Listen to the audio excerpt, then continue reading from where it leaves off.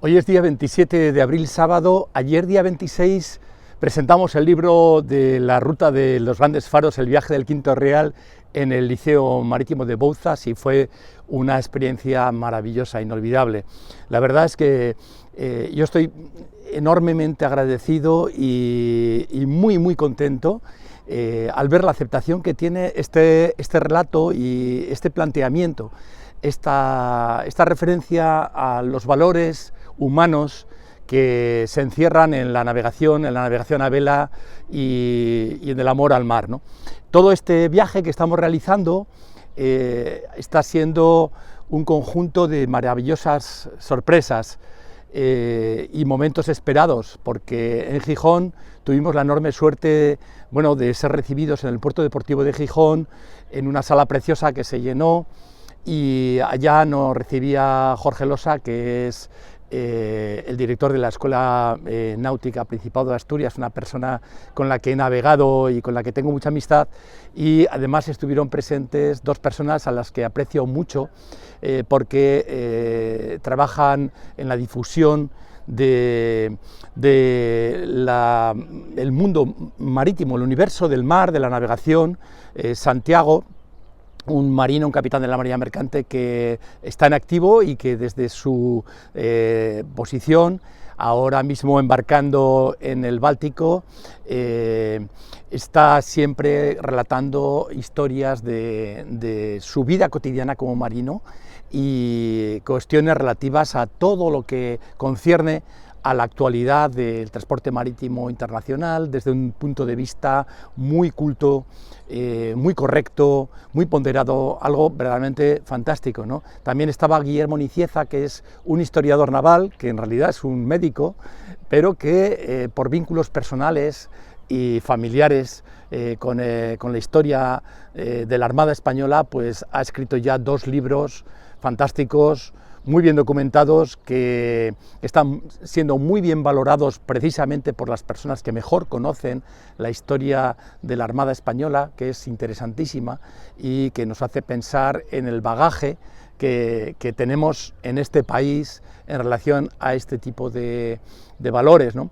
Y a partir de ahí fuimos a Sada, donde fuimos recibidos por Sofía, que es la persona que lidera la Escuela Náutica, Escuela de Navegación de Sada, y bueno, también fue un acto precioso, con encuentros con personas que luego me hacen pensar mucho, ¿no? Pensar que a una de estas presentaciones, que es una pequeña conferencia que yo la hago con toda la humildad, pues aparecen personas que son profesionales, navegantes, que tienen un largo bagaje y recorrido en el mundo de la navegación a vela, capitanes de la Marina Mercante, prácticos, personas vinculadas al salvamento marítimo, como ayer aquí en el Liceo Marítimo de Bouzas, que ha sido una experiencia fabulosa, desde luego algo que te deja luego un recuerdo, un run muy bonito, ¿no? El presidente del Liceo Marítimo de Bouzas, que ya sabía yo que era una entidad muy activa, muy vital, con gente joven haciendo cosas interesantes, tanto en la navegación de crucero como en la iniciación a la vela, aquí en este escenario que es fabuloso, ¿no? Que es la ría de Vigo y las Rías Bajas y esta fachada del Atlántico español, ¿no? Y bueno, conocí a varias personas. En fin, es un poco largo de relatar, pero a unas cuantas personas, incluso también amigos míos que viven aquí en Vigo, que vinieron a verme y que forman parte también de la parte biográfica de este relato de la ruta de los grandes faros, ¿no? Con lo cual, bueno, no me puedo sentir más feliz, ¿no? de cómo está siendo acogida esta historia, ¿no? En Gijón también viví un momento muy bonito, muy entrañable, a bordo de la Aruna, con una entrevista que me hizo Jorge, que es una persona que está presentando un podcast que se titula A Son de Mar, que se localiza fácilmente, y creo que la entrevista que hicimos, más alguna otra referencia, está en el capítulo, en el último capítulo, los publica los jueves, en el último capítulo del podcast A Son de Mar, número 75. Y también me parece algo a lo que hay que brindarle apoyo, ¿no? Porque lo que hace es comunicar noticias, comunicar aspectos técnicos, informar de cuestiones, molestarse en entrevistar a personas que él considera que pueden tener opiniones o conocimientos que se pueden aprovechar de una forma totalmente altruista. Y muy bien realizado, porque es un podcast con un estilo radiofónico muy profesional. Y bueno, y yo me he permitido en este vídeo poner a continuación la entrevista, porque me parece que, aunque la filmación es muy mala, porque es una filmación hecha en precario, ¿no? Pero bueno, se oye bastante bien y creo que la entrevista fue interesante y que de esta manera pues yo colaboro también con esta iniciativa, que me parece que tiene mucho mérito y que tiene un futuro interesante, ¿no? Domingo 21 de abril, estamos a bordo de La Aruna para hablar con una persona que ayer fue protagonista de la presentación de su libro, el libro que tenemos aquí, La Ruta de los Grandes Faros. Su autor, Juan Manuel Herrea, sobradamente conocido por los aficionados a la náutica, que ha tenido pues el detalle, ¿no?, de visitarnos, visitar Gijón y visitarnos a nosotros en el Aruna, por lo cual estamos muy agradecidos. ¿Qué tal, Juan Manuel? Enhorabuena por el libro y bienvenido. Muchísimas gracias, pues nada, feliz porque ayer pasamos un día fantástico entre amigos, la sala se llenó casi al completo y la verdad es que la gente que asistió estaba muy interesada, muy animada. Teníamos varios amigos, vino Guillermo, Santiago, Jorge, mis amigos de Santander, Jorge Paloma, en fin, Eduardo, que vino de Lugo.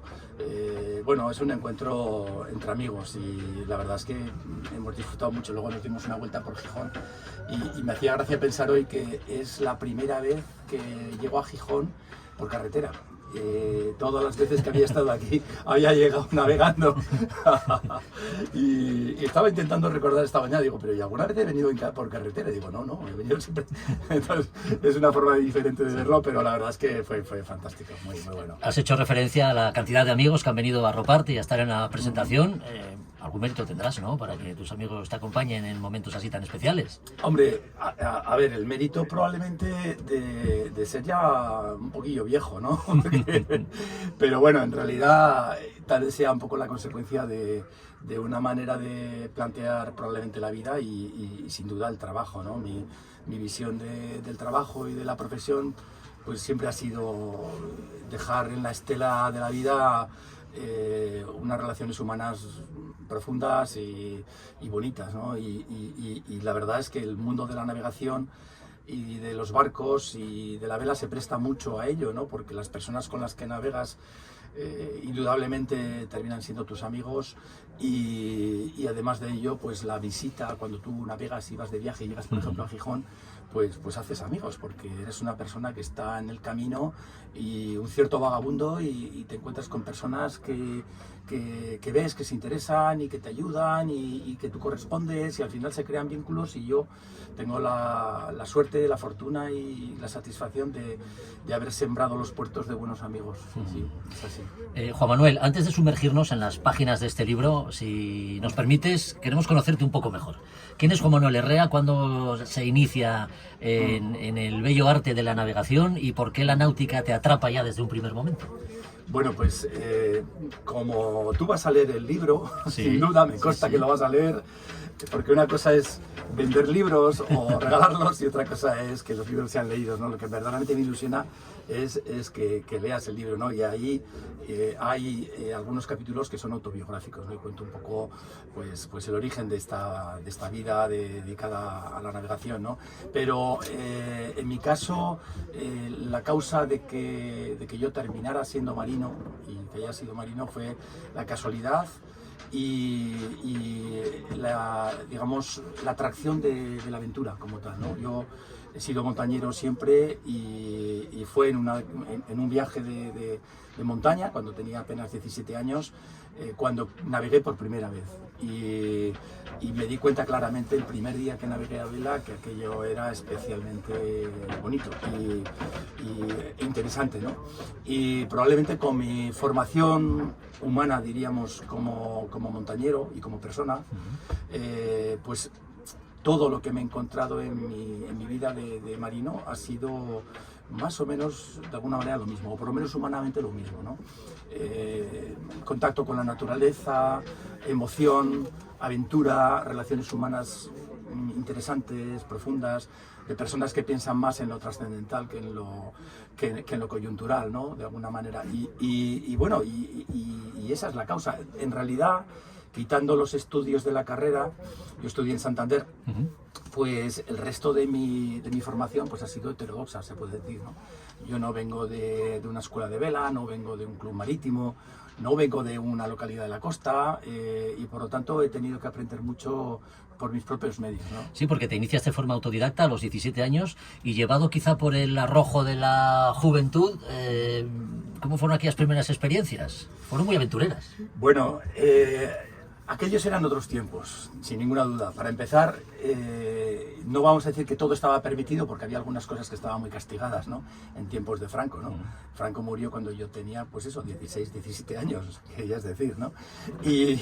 Pero sin embargo, se respiraba un aire de libertad en muchos aspectos y en muchas actividades que hoy en día están terriblemente reguladas, ¿no?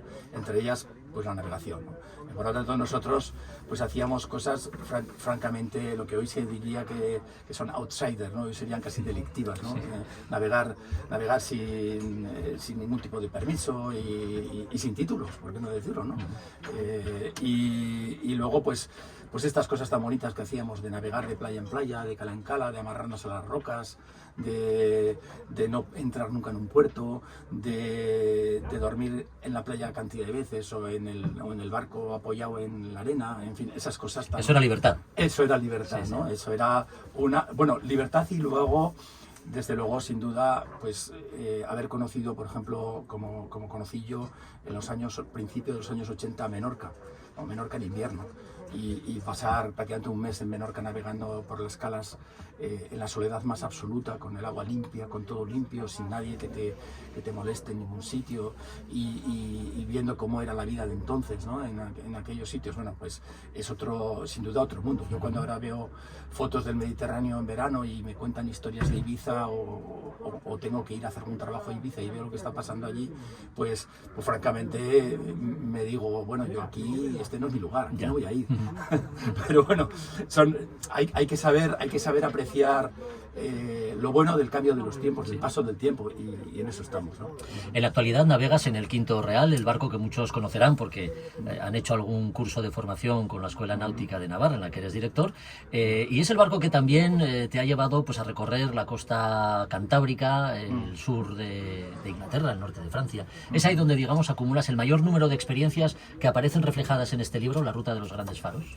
Sí, en principio, a ver, el libro nace del recorrido, ¿no? Del afán de comunicar la experiencia vivida en este recorrido, pero también de alguna manera intenta reflejar una experiencia de aprendizaje, ¿sí? En el mundo de la navegación, ¿no? El Quinto Real, en realidad, este Quinto Real, porque este es el quinto barco que yo tengo, ¿no? Y con el nombre de Quinto Real he tenido dos, ¿no? Este Quinto Real, que yo creo que es el barco con el que me jubilaré, si Dios quiere, pues es un barco que ha navegado probablemente entre 50 y 60.000 millas. Y toda esa navegación es navegación que se ha hecho en la ruta de los Grandes Faros, fundamentalmente, ¿no? Entonces, claro, es un bagaje que merece la pena un relato, ¿no? Porque el conocimiento de las costas de Bretaña, de las costas de Normandía, del sur de Inglaterra, ¿no? Es de alguna manera el conocimiento del lugar en el que se dio la génesis de la navegación de recreo que nosotros conocemos, ¿no?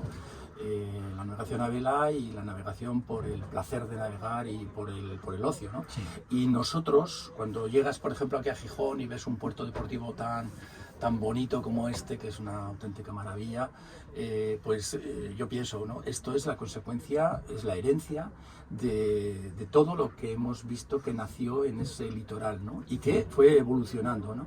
De alguna manera, todos los barcos de construcción europea, los diseños, la tecnología, pues viene de allí, ¿no? Y esa herencia es palpable, ¿no? Este muelle de aquí, pues la mitad de los barcos son de construcción francesa, Sí, tú sabes, ¿no? Y es un concepto francés, los franceses han liderado este tipo de cosas, entonces claro, recorrer estas costas a fondo y conocer todos estos lugares y bueno, y ver cómo se gestiona todo esto, incluidos los puertos deportivos, pues es francamente muy interesante, ¿no? Sí, tienes especial atracción por Francia, por lo que dices ahora y por lo que he podido intuir de lo que ayer decías en la presentación del libro. ¿Cómo tú que conoces bien el país, cómo se vive allí el mundo de la vela? Es que es una filosofía de vida. A ver, la vela en Francia tiene un protagonismo difícil de entender si no convives con ellos y sobre todo si no lees literatura actual y contemporánea que relata pues las grandes páginas, ¿no?, de la historia de Francia. Pero yo creo que para explicarlo bastaría poner un ejemplo, ¿no? Cuando Éric Tabarly ganó la primera Transat, contra todo pronóstico, le comunicaron a los 2 días de llegar allí, a Norteamérica, le comunicaron que De Gaulle quería que regresara inmediatamente a París porque le había concedido la Legión de Honor. Eso da ya una idea de la importancia que a partir de aquellos años tomó esta actividad en Francia. Hombre, hay que el respaldo que supuso, ¿no?, para el mundo de la vela. El respaldo y el prestigio, ¿no? El prestigio. Sí. Y lo que es bonito es pensar que incluso hoy en día la vela, en el ámbito sobre todo de la navegación oceánica, no es un deporte vinculado a economías de altos presupuestos. Es decir, los navegantes siguen siendo marinos muy altruistas, que viven humildemente, muchos de ellos, que muchas veces les faltan patrocinios. Ahí está Jean Le Camp y gente así, que cuando van a participar en una regata pues todavía les faltan medios. Es decir, sí, hay mucha tecnología y mucho respaldo, pero sobre todo es social, es un concepto social, ¿no? De una actividad que está integrada en la cultura francesa, pues como de alguna manera lo es el alpinismo, se puede decir, porque ellos tienen la ventaja de que tienen un océano fantástico y las montañas más bellas de Europa, ¿no? Y entonces, pues sí, en ese sentido se puede decir que Francia, en lo que se refiere, digamos, a este tipo de actividades, es toda una referencia, ¿no? El título, La ruta de los grandes faros, ¿a qué hace referencia? Porque hablar de faros se habla, pero no es el grueso de las páginas del libro. Bueno, me hace gracia pensar que el nombre, La ruta de los grandes faros, es un nombre que hemos creado nosotros. Y digo nosotros así en majestático, ¿no? Porque realmente cuando empezamos a hacer este viaje, yo nunca había oído mencionar a este recorrido con este nombre, ¿no? Y, hombre, yo no desde luego no voy a hacer un copyright, ni muchísimo menos, ni le atribuyo gran mérito, pero me hace gracia pensar que le hemos dado nombre a un recorrido que se lo merece, ¿no? El nombre viene indudablemente de que como referencia, todos los faros que se encuentran en el extremo noroccidental de Francia son aquellos que se construyeron en la época más esplendorosa, ¿no?, de la construcción de los faros, que se dio en todos los países atlánticos europeos, sin ninguna duda, pero que en Francia tenía la característica de que estos edificios se tuvieron que construir, se tuvieron que apoyar sobre rocas casi inaccesibles, muchos de ellos, ¿no?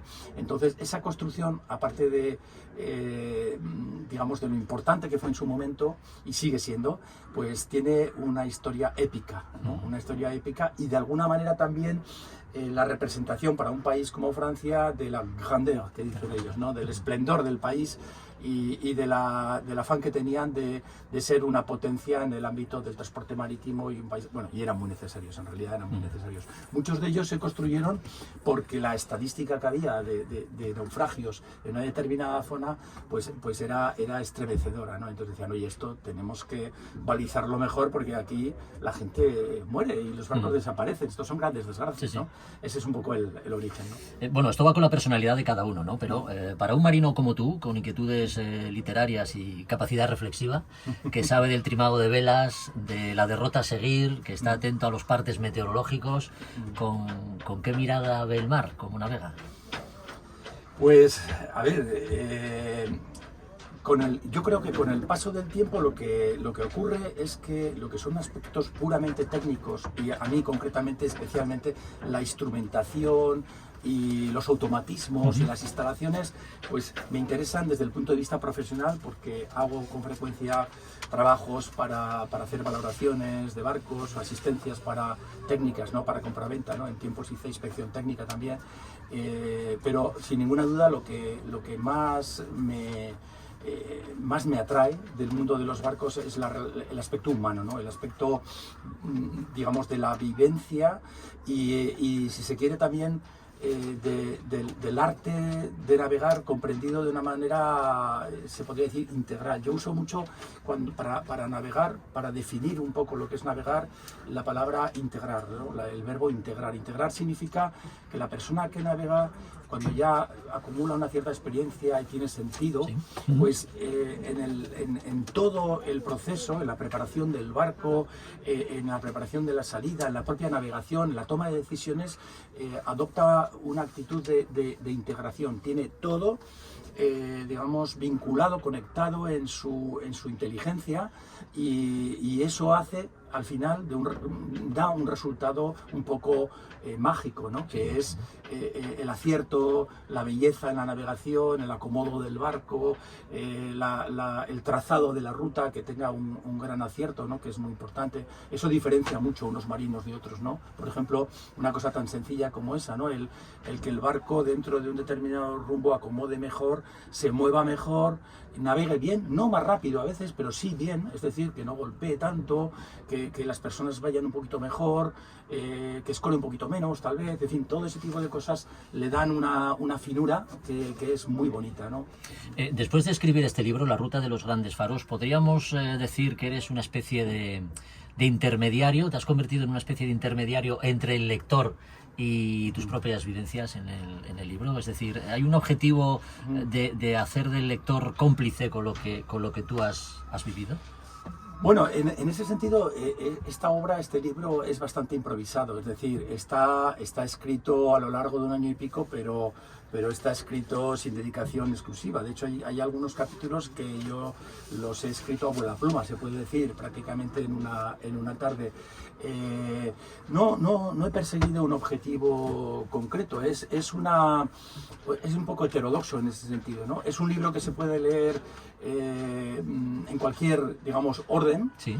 Aunque es verdad que hay algunos capítulos al principio que permiten entender mejor al autor, que son los que tienen un poco más de carácter autobiográfico, que son 2 o 3 nada más, pero el resto pues se vincula mucho a lugares concretos del viaje y anécdotas concretas, a episodios tal vez históricos, a veces cosas, por ejemplo, que me interesan mucho y que me gusta, de las que me gusta hablar, que son los episodios de la Segunda Guerra Mundial, y luego también personas que he ido encontrando al cabo de los años, pues en los puertos. Me interesan muchísimo los puertos deportivos, la gente que trabaja en los puertos deportivos me emociona, me parece que es un aspecto que hay que mejorar mucho en este país, es una de las preocupaciones, ¿no?, que a mí me rondan a menudo. En fin, ese es un poco el trazado, ¿no? Es un libro magníficamente editado, con fotografías en color, que se hace seguro que muy entretenido de leer y bueno, apoyado en todas estas imágenes que no dejan de ser imágenes testigo, ¿no?, de todo lo que tú has navegado. Sí, bueno, las fotografías forman parte del relato, no es un libro de fotografía, tiene 75 fotografías en color. La maquetación y el diseño es de una empresa de diseño gráfico de Madrid que se llama Contracorriente, que la dirige una persona extraordinaria que se llama Ramón, y la verdad es que ha sido, bueno, la elaboración del libro ha sido una aventura muy bonita, porque las personas que me han ayudado en la corrección, Javier Toudón, su esposa Charo, que es profesora de literatura y poeta, los dos gallegos, y mi esposa María José, pues ellos han convivido conmigo a lo largo de la redacción del libro y de la revisión de los capítulos, y la verdad es que ha sido una aventura preciosa, ¿no? Ha sido una ruta también muy bonita. Bueno, ya para ir terminando, estás en medio de lo que digamos es la campaña de promoción del libro, ¿no? Has estado en Gijón, me parece que esta es la segunda visita, la segunda presentación.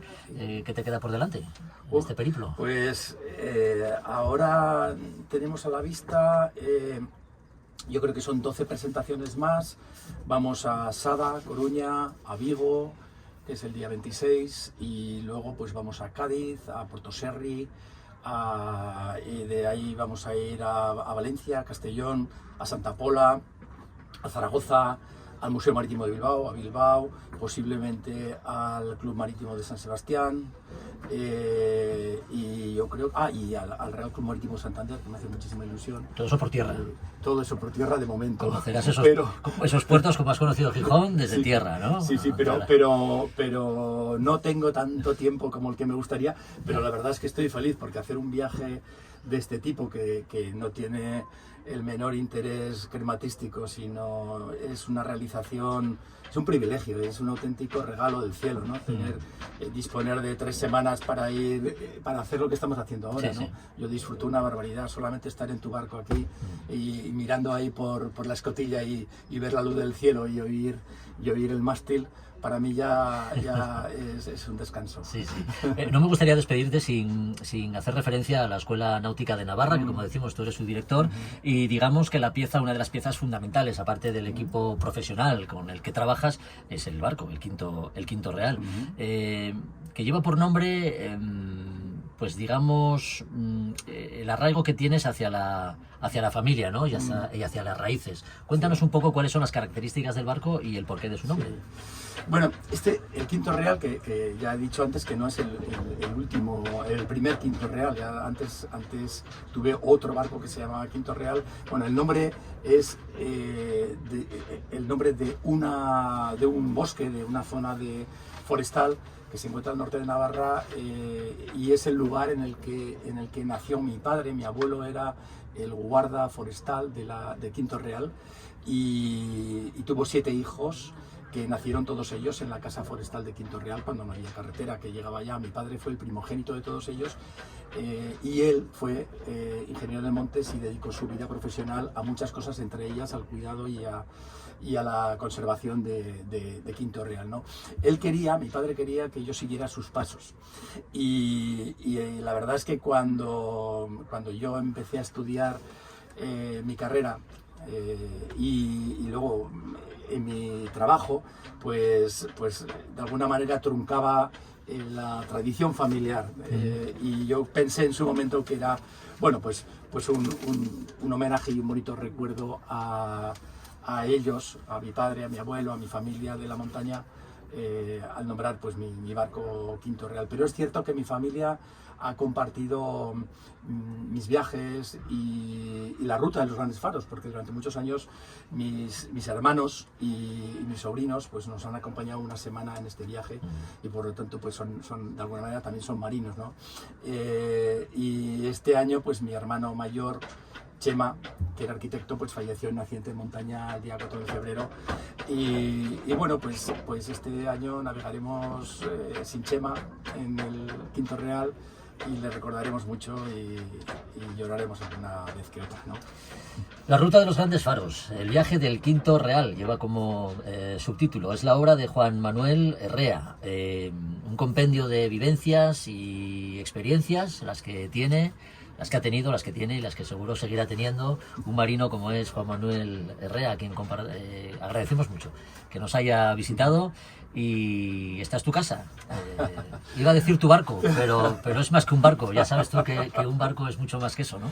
Así que cuando quieras estás invitado a que vuelvas a pasarte por aquí y navegar juntos. Yo, Jorge, ayer ya te dije que este barco, nada más entrar, tuve la sensación de que era un barco precioso, y luego te comenté que por una casualidad lo había visto, antes de que lo compraras tú. Yo creo que lo había visto en un anuncio y se lo había recomendado a algún cliente mío. Le ha dicho, este barco es muy interesante. La verdad es que ahora me alegro mucho de que no me hiciera caso, porque no hay nada más bonito que un barco clásico como este, que es una preciosidad, en buenas manos y bueno, con un futuro precioso, ¿no? Yo creo que este barco va a llevar una vida maravillosa. Gracias por la visita, Juan Manuel. Un placer. Gracias a ti, Jorge. Un placer.